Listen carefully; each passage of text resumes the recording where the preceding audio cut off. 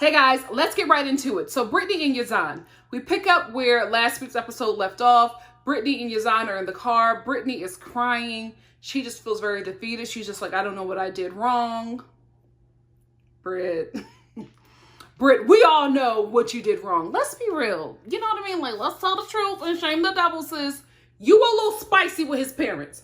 You were spicy. You were spicy with Yazan, and you got spicy with the parents because you were frustrated and upset because you told him. We have come to find out that they had discussed her parents coming out here for the wedding, but I guess something was lost in communication because she was saying that you knew I told you my parents couldn't come out here until January. And Yazan was like, oh no, babe, that's not what you said. There was some miscommunication here because both of them are believing two totally different things. And so I guess Brittany felt like he was trying to put her on the spot in front of his parents and make her make a decision that she already said no to. So maybe she felt offended by that and was just giving him, attitude out of her offense. Maybe that's what happened because we really don't know who is telling the truth here. Because in the car, while she's crying, Yazan is like comforting her. And this is the thing, right? This couple really confuses me, right? Because at one point I'm like, Brittany, get out of this. You can do bad all by yourself. And then I'm seeing how Yazan treats her, right? Outside of, their issues. He is like loving on her, just, I love you, but don't be upset. We can get through this together. It was just a really sweet moment because he obviously, realized that, Brittany was really, really hurt. And he was trying his best to comfort her and make her feel better. He actually got her to calm down. And now I'm just like, listen, I still do believe that Brittany is using this show to promote her career. The more I see of this couple, I start to believe that there is something real there. This moment with them in the car, I was just like, are y'all really in love? Is this real love? Although I still think that Yazan, cares about her a bit more, but, that's how it should be. Okay. I'm not hating on that. But I was like, oh, I think they might be the real deal. Interesting. So now that I'm focused on this relationship being the real deal, I'm watching it differently. So as they're driving to the apartment that Yazan got for Brittany, Brittany is still like, I don't know what I did. I don't know what I did wrong. I don't believe that. But I think she just didn't expect to get such a harsh reaction from Yazan's parents. Listen, Brittany was wrong for getting a little spicy, but I will die on this hill. Yazan's mama did not need to get so buck. She took it where it did not need to go. Like all that yelling and screaming. You didn't want to be on camera. Why are you even here? It was just unnecessary. And I really was disappointed that Yazan did not bring that up. I guess it's the culture. You can't really, go against your parents or, say maybe if they weren't being filmed, he will let her know that his mom was wrong, but he just would not, he comforted Brittany, but he did not justify her being upset by his mother's actions. I mean, I'm just like, at your big age, you can't even say that, but I guess he can, you know what I mean? Brittany has this whole meltdown when they're talking about the times and like what went wrong while she was talking to Yazan's parents. And this is why I said, I don't know who to believe because Brittany wasn't acting when she just had that temper tantrum and was going off and was just like, I don't know what I did wrong. I don't know. Like, you know that I told you that my parents couldn't come out here until January. He's like, no, babe, no, babe. So she had a real reaction there. So I'm just like, I'm tempted to believe her because this is raw emotion. And I just felt like she wasn't lying in that moment. But I also feel like Yazan was like, well, no, you did say that they were coming out earlier. So I don't know who's telling the truth, but I know that this car ride was real intense. I don't know how he was able to stay on the road.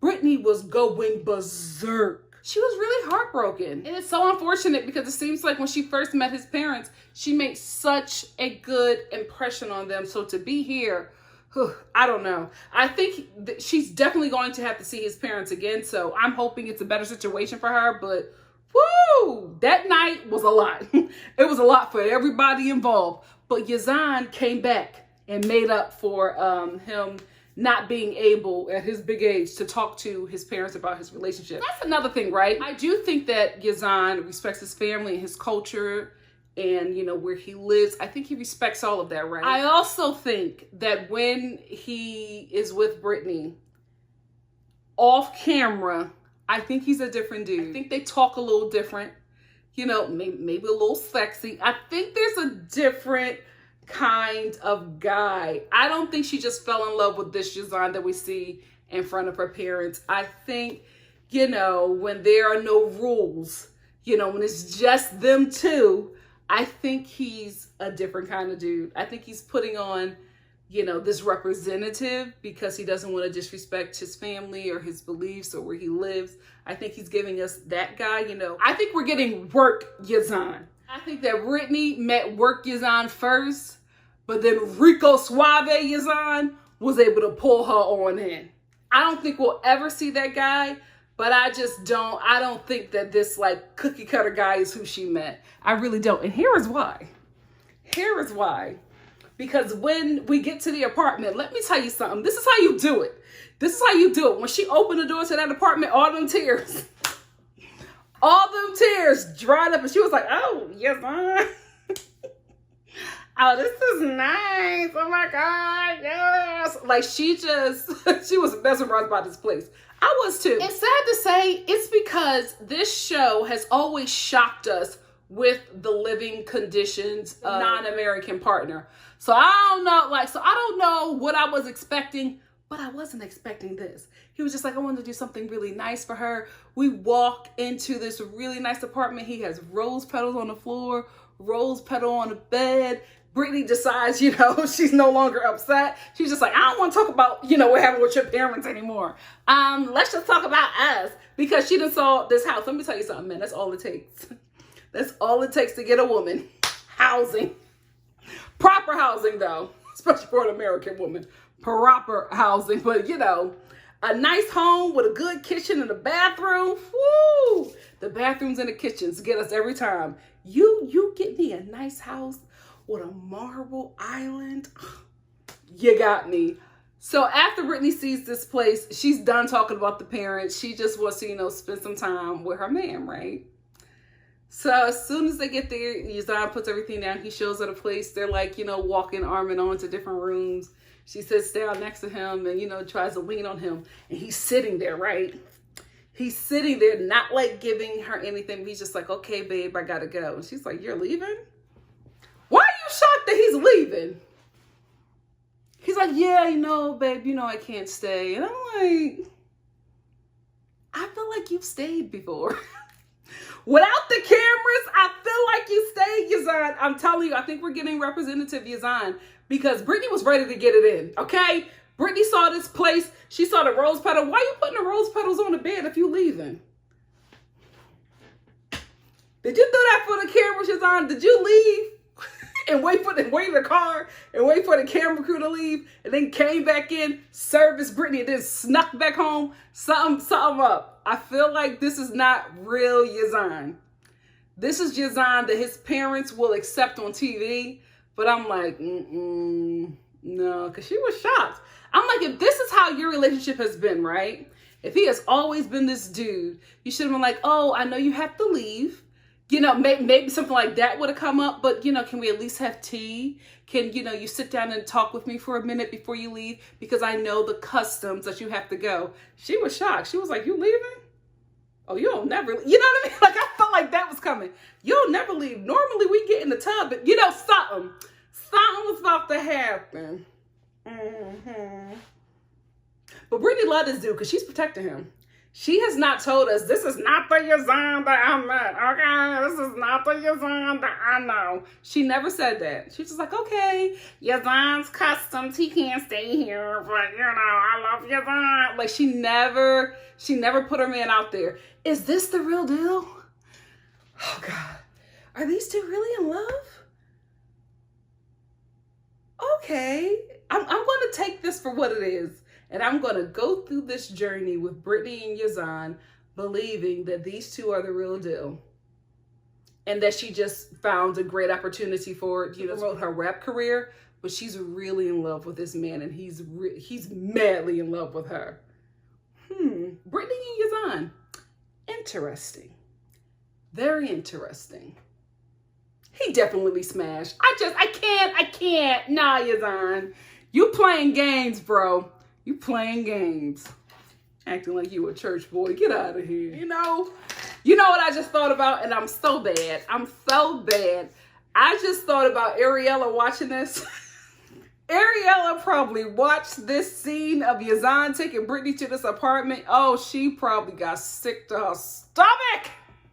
She probably looked at that apartment and then looked at Benyon and cussed him out. Like, look how Yazan is treating Brittany. Yazan got Brittany a brand new condo, but you gonna put me and your baby in an unfinished shack? Get out. I wouldn't be surprised. I'm sorry, Ari. I'm sorry, Ariella. I just thought about that. I was just like, I know you are watching this and you are pissed. You and Jenny. I know they was like, oh, wow. These men can actually provide. You know what time it is. Kenneth and Armando time. Kenneth finally makes his way to Armando. And when they finally see each other for the first time, they both cry. And so do I. Every time with this couple, I am always in tears. They just hugged each other and just started crying. They were so happy to see each other. The camera pans over and you see a banner that Armando made with Kenneth, Armando, and their daughter. I love them. And since we're here, somebody said in my comments section, no shade, but they were just like, so is Kenneth taking care of Armando? Armando don't work. Why don't he have any money? Armando is a kept man and there's nothing wrong with it. Kenneth is the big dog. They're using all of his money. He sold the whole house. He can keep them for a little while in Mexico. Armando is kept. Maybe when he feels like working, he will work. But until then, he is being kept by his husband, Kenneth. Ain't nothing wrong with being kept. We got to stop this lie, ladies, that we want to be these independent women. Listen, I wanted to do that for a while. Then I started working. I've been working since I was 15. I'm trying to be kept. I'm tired. This ain't all it's cracked up to be. I'm done. I'm done working and paying bills. Somebody else got to do this for me. So after Kenneth surveys their new home, it's time for him to survey his man. So they are like walking around, right? Looking at different parts of the home and, having, little nonsense conversation until finally they're just like, listen, y'all gotta go. We basically want to have sex. Y'all gotta go. I haven't seen him for a while. It's time. Y'all got to go. So they kicked the camera crew out. And then the next morning, Kenneth was like, last night was... I don't want to say anything nasty. Yeah. I love them. They're like my favorite couple. They're my favorite couple. Can we talk real quick about Kenneth's dog? Is it dead? I'm so sorry, dog lovers, but I'm just like, how many more hours does this dog have on the earth? Because that dog, I'm telling you, he has to be knocking on heaven's door. This dog is there. He's there. I'm like, is he a ghost? I feel like he's in between. I don't think he has much time. Why in the hell would Kenneth take him on this road trip? That dog is yet holding on. So Armando takes Kenneth around their new neighborhood, and Kenneth is just like, amazed, because he was just like, listen, I vacation here. So I'm in vacation spots. I've never lived here. This is my first time living here, and I'm actually living in a place that looks like neighborhoods of America that I would never live in. Classist, absolutely. Honest, absolutely. You know what I mean? Like, he was just telling the truth. He was just like, I've never lived in this or anything like this before. This is a culture shock to me. What I think wasn't classist was the fact that he was not interested in eating that candy. Say whatever you want. Say whatever you want. That wasn't classist. He was being a germaphobe like me. When he walked up to that candy and Armando was just like, let's get some. And he was just like, oh no, I don't want any because I think they have road dirt all over it. Listen, I was like, Kenneth is me. Kenneth is me. I don't eat nothing outside. You can make my food inside and then bring it to me for outside dining. But if you got like food just sitting out there, hot out, whatever, outside cart food, that's not for me. I can't do it. I cannot do it because I'm thinking of all the road dirt, all the germs just sitting on that food out in the open. Another reason why I don't do buffets. Not because I'm bougie, because I'm a germaphobe. Well, I am bougie, but I'm also a germaphobe. So I got where Kenneth was coming from. However, Kenneth, I love you, but you knew that you were moving to Mexico. You had some time. You could at least got Rosetta Stone or a little Duolingo. I'm telling you, that freaking peacock harasses the hell out of me. If you don't take them lessons, they start sending you these depressing emails, and then they start sending you alerts with the peacock or whatever that bird is crying. It's just like, oh, Duolingo is mad that you haven't visited them today. Like I get it. I will learn my Spanish and Italian. Give me a second. I'm living through a pandemic. But all I'm saying is that's a free app. Kenneth, you could have taken advantage of that. There's no excuse for you. Americans, I'm harder on you because, listen, we family, okay? I don't want you embarrassing me. But you have to take this a bit more seriously. Like, you can't, I don't know. I just felt like Kenneth was trying to make this seem like this was like an extended vacation. No, you actually live here. And I think he realized when Armando was taking him around that if he doesn't have Armando, he's screwed because he does not know the language. He does not know the currency. He is still like in I'm visiting here for vacation mode. Because even when they go to a restaurant, when they walk up to the restaurant, Kenneth says to Armando, what kind of restaurant is this? Armando was like, it's a Mexican restaurant. It's Mexican food. And then somebody who was sitting down dining, he was so disgusted by Kenneth's comment. He wasn't even like a paid extra. He turned around and he looked at him and he said, did you ask what kind of food is being served here? In Mexico. Now, granted, there are like different eateries from different cultures in Mexico. That is more in the touristy areas. You live here, bro. You're living in a Mexican neighborhood. At this restaurant, they're serving Mexican food. The fact that he asked that question, honestly, I'm like, Kenneth, you got to do some work. You got to do some research. You got to learn a language. Get yourself a tutor. If Armando can't do it, get yourself a tutor. Get some history books. You got to start learning about where you live. You can't just go there and think. His American mind, he was thinking that everything was going to be, you know, translated for him, that there were going to be American options. Baby, you in Mexico. This is your home now. Treat it as such. Jenny and Summit. We open up with Jenny and Summit getting ready to meet with Summit's friends and I guess hang out. They have to find a different storyline for this couple. It's the same thing every episode. Anyway, what I want to point out is while Jenny was getting ready, I saw something that looked very familiar and it bothered me. Here is why. Jenny, you're a pink velvet woman, a Bath and Body Works pink velvet cupcake kind of woman?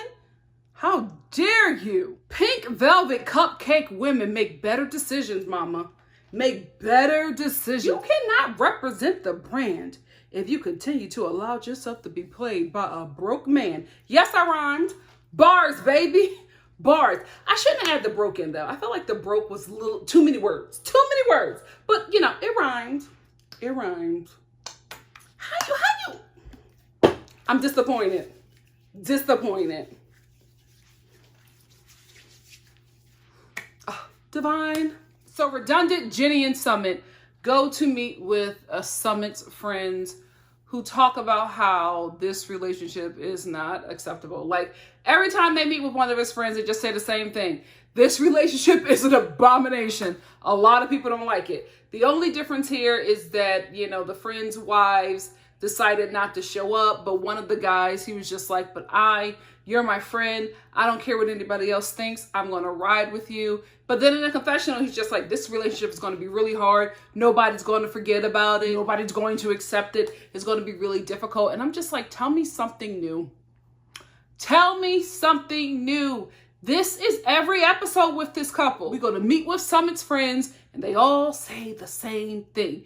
Is it because nobody else wants to film with them? Is it because they can't go anywhere else to film? Something has to happen. I feel like Summit and Jenny need to just come to the States, which is what this man wants. But I feel like they're on the wrong show.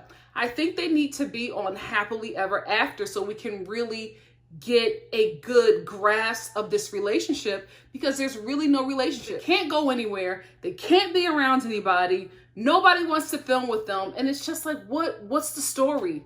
Like, what do we have? We're going to keep on having Jenny and Summit do the same thing. Meet with Summit's friends. Summit, nobody in, India approves with it. This is India. You can't, you know what? That accent was terrible. Forgive me. I'm trying. But nobody will approve of this relationship. And we're going to keep on having to hear Jenny go, well, where's your divorce papers? I want to see them. There's nothing else. There's nothing else here, and I'm bored. You gotta give me something else. No shade, but the most interesting thing that happened with this couple was Summit's family coming and kidnapping him from the home and threatening to beat up Jenny. That was some good TV. Y'all can't give us that and then start giving us this redundant, mundane mess. Like, what are they going to do next week? Meet with some more of Summit's friends and have them say the same thing? And then what are we going to do the following week? Have Jenny go, where's your divorce paper? Like, come on. If this couple don't have nothing else, TLC sponsor them to get to, the U.S. and do a happily ever after with them. That's the same thing I think that needs to happen with Devin and Ji-hoon, because you're not going to get anything different from these couples. So either they change their location or we move on to new couples. Since we're here, let's talk about Devin and Ji-hoon. Ji-hoon's mama. You're an enabler. Ji-hoon is sitting here telling his mom about all of his mistakes, right? That he's done thus far. And he's really upset because Devin is upset with him because he lied and he does not have, the means to provide for them while they're out here. He basically expected her to pay for everything until he got enough money from working his part-time job that he has elected to work. There were full-time jobs available, but he wanted to do part-time because he likes having his naps. That's your baby father, girl. That's the decision you made. And since we're here, somebody posted a comment and they were just like, why do you only talk about the women? It takes two people to make a baby.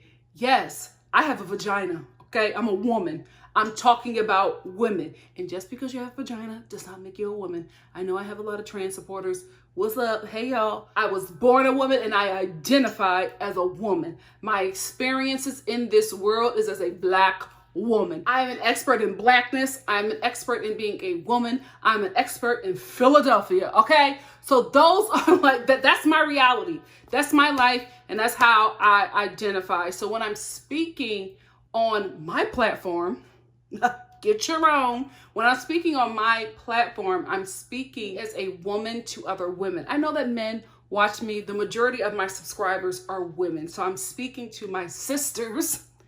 And I'm telling them to be responsible with their coochies, because in this world, we are left with the responsibility of the child, never the man. Never the man. That is the reality. Is it right? No, but it is the reality. So I'm specifically talking to Devin because she hopped on the plane to meet with Ji-hoon. She hopped on that plane, then hopped on his penis, and then left the States with a whole baby. So I'm going to talk to her, right? Because she likes to work. She don't have a problem taking a full-time job, because napping is for people who ain't got no kids, okay? So I'm talking to her because she's the only one who has the most sense in this relationship. And I'm also talking to her woman to woman, sister to sister. I'm not giving men any kind of excuse for being awful. But on my show, my platform, and my space, this is how I talk, and this is who I'm talking to. Please remember to like, comment, subscribe, and share. Ji-hoon's mama is an enabler because while he's telling her all of these things, she keeps on saying, well, Devin needs to get over it because this is how Korean men are. She needs to learn that that's just how you men are. Your father was like that. I learned to deal with it. Ma'am, no. No, you need to be checking your son, because you and your husband were shocked at the home that he got for his wife and his babies. So don't sit up here and say, oh, that's just how Korean men are, when you were not even okay with the situation that played out in front of you concerning your son. Now you're saying this now because he's crying and you want him to feel better, but you're not actually helping him. And as his parent, you are supposed to help him. Yes, he's good and grown, but he's still growing and learning. And obviously you guys have enabled him so much. He does not know how to exist outside of your support. Like, you're supposed to be cussing him out and telling him to get it right with his wife, telling him to get a full-time job and a part-time job, telling him to move his wife and his kids into a home that they're comfortable with, in a neighborhood that they're comfortable with. Because again, ma'am, when you saw that place, you said, why would he pick this place? Why would he move down here? Because that home wasn't even good enough for you. Listen, ma'am, you even said to yourself, I live in an IKEA display section, but I ain't never lived in nothing like this. So how were you expecting this to go over? And you were shocked and disgusted by what you saw as well. So you should have been on the side of Devin, your daughter-in-law, instead of stroking your son's foolishness. And then she says this that really pissed me off. How can she leave so easily? There's nothing for her here. He's prepared nothing. There's no foundation for her to even build off of. He lied to her. What are you missing? He lied to her. He told her that he had a home. He told her that he had a job. He told her that he had money and that he could support them, because Devin cannot work right away. Not only because she's still nursing a very newborn child, she has another one that she has to get acclimated to the society here. She also is not a Korean citizen. So she cannot work right out the gate. So he's literally going to be the only source of income for a while. He told her he had all of these things prepared. He did not. And you're choosing to get upset at Devin leaving and not at your scamming son. There's a problem. And the problem is you.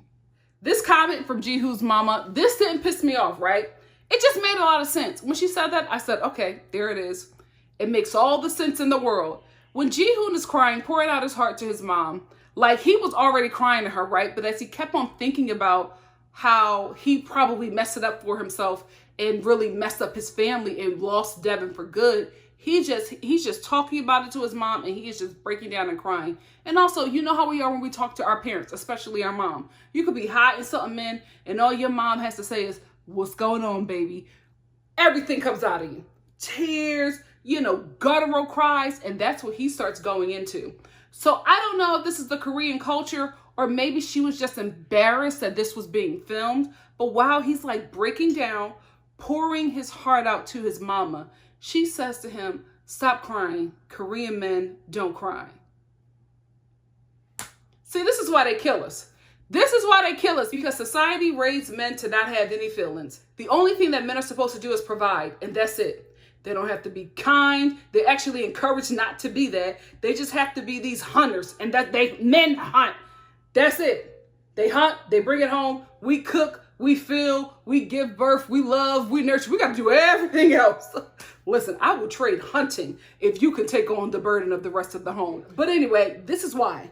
This is why these men kill us. Because you tell them they can't feel. You tell them they can't cry. You tell them they can't be weak. So then what happens? One little argument over a video game and he snaps. Everything that he's been holding in because he was not allowed to feel comes out on us. The next thing you know, we're in his trunk heading to a damn river. Because this is how you are raising these men. Your son is falling apart. And all you say is, don't cry. Korean men don't cry. Okay. So he gonna take that out on Devin. Thanks, ma'am. Thanks a lot. And now I feel bad for Jihoon because he can't show his emotions. He can't be vulnerable with his mom. His mom enables his poor behavior. The dad, who knows where he is. I just feel sorry for the dude. No, I shouldn't feel sorry for him because he's a grown man and he made these decisions. But life is about mistakes. You know what I mean? You make a bunch of mistakes until you get it right. So maybe this is his journey. Maybe this is his process. Maybe after all of this, maybe after his wife leaves him and not mess around and stick to her decision, maybe he'll realize that he has to get it together and he has to do more than what he's been doing. Maybe he'll start to realize that he needs to have a full-time job so that he can stop borrowing from his family. Because he's borrowing from his parents so that he could pay back his debt to Korea from all of his scams. And his mom is like, we don't have a problem loaning you the money because we know that you'll pay us back. And I'm like, damn, he in debt to Korea. When he finished doing that debt to Korea, he in debt to his parents. He ain't never gonna have no money to build his family. It's not going to happen. And here is what I think you need to do, Devin. You need to leave. You just need to go home where you're comfortable. Raise your kids in America for a while. I say, let's start with a year because you have a really small child. I know your family loves you and that they will help you. I don't know about that mother, but I feel like the dad will help you. The mom will help too, but I just feel like she just makes you crazy. You can't be around her with that small child. You just can't. But I think that she has enough support there that she will be able to, survive off of her little TLC check until it's time to film again. I think she can do it on her own. No woman would want to, but I think she's going to have to because there's just no money in Korea. Like Ji-hoon doesn't have it. Your husband does not have any money. You can't raise your kids there. You're not comfortable. You don't know that land. He's not helping you with that. It's just going to be a burden on you, and you won't be able to be the supportive wife that he needs or the great mother that your kids need because you're going to be depressed and upset and angry. It's just not going to work. Go home. Raise your kids in America. I say give it a year the first time, right? Let's start with a year, right? 6 months in, can you leave a baby that young? I think Targaryen will be about what? 1? Hopefully, when Targaryen is about 1, leave, go to Korea, see if Ji-hoon did what he needed to do. Check and see if he got you guys a nice place in a nice neighborhood that you're comfortable with. Make sure he has a full-time and a part-time job. Make sure he has a bank account and there's actually a substantial amount of money in there. It's only been 6 months. It's not going to be a lot, but it's something, right? Make sure there's some kind of prospects. Okay? Take that money that he's given to his mama and you put it in your account, not no joint account with Ji-hoon. Put it in your account in Korea. You start watching that, not the mama. Don't give him no coochie. Let him know ain't none of that happening. I'm coming to make sure everything is okay because obviously when you two start to get into it, you get pregnant. We don't need another one right now.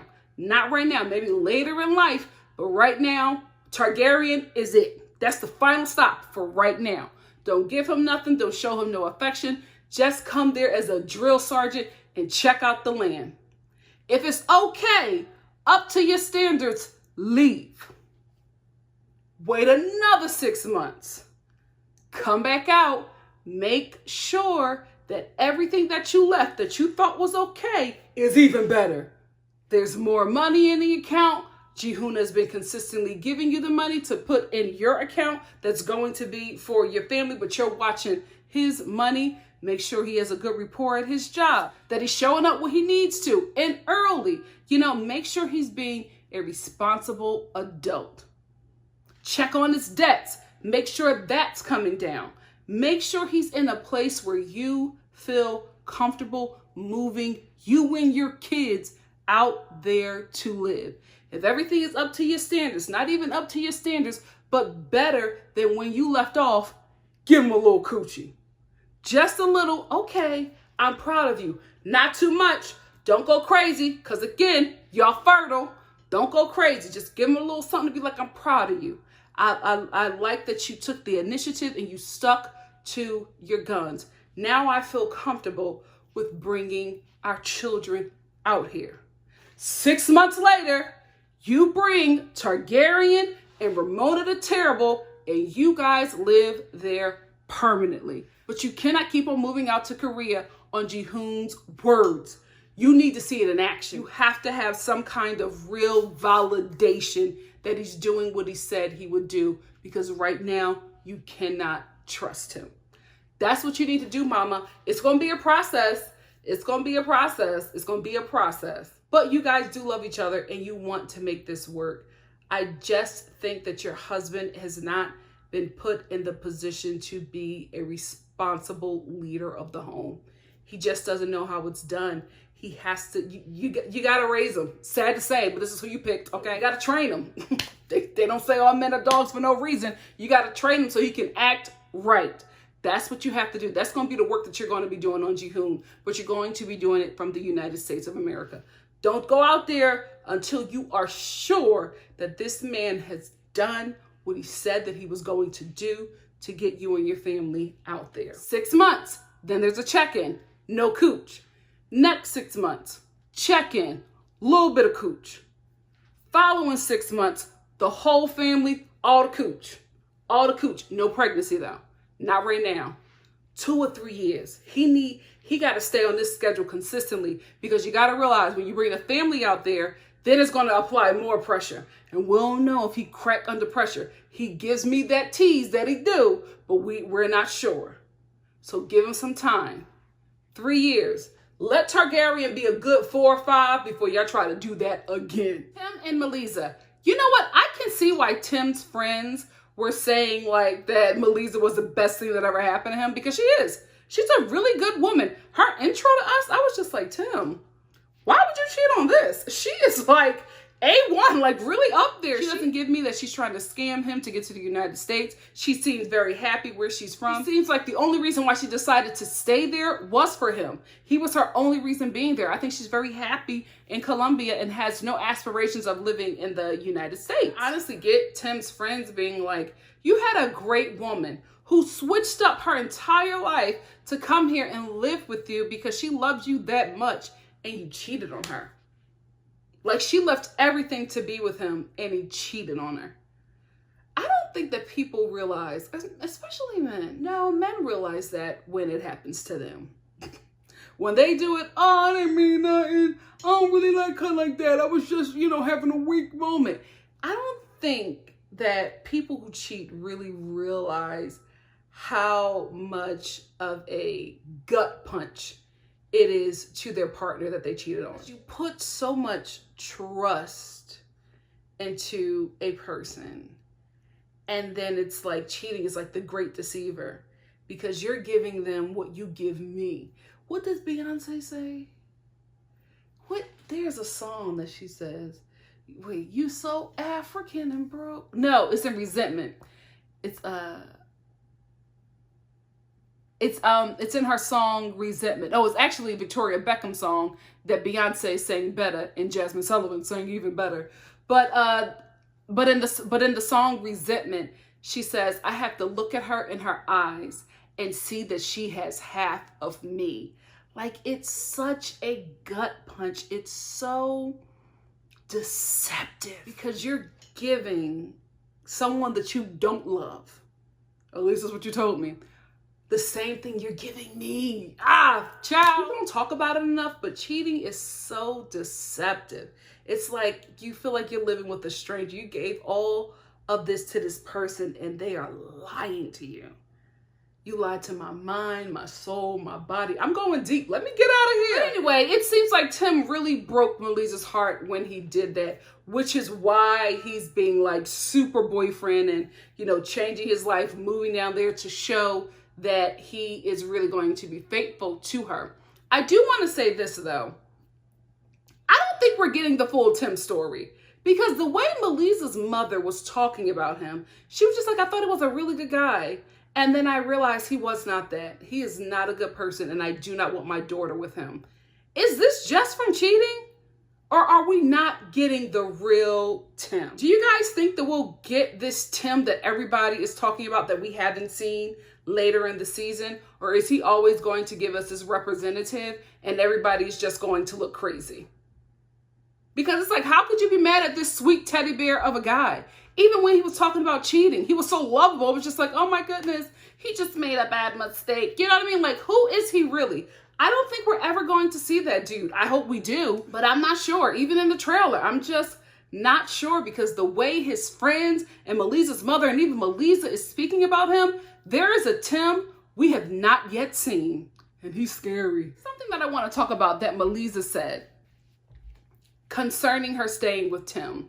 She said that he's a good guy and I've been with him for years, so I decided to give him another chance. Sister to sister, ladies, are you listening? Stop doing it. Stop saying in relationships for the time that you put in and for the kids.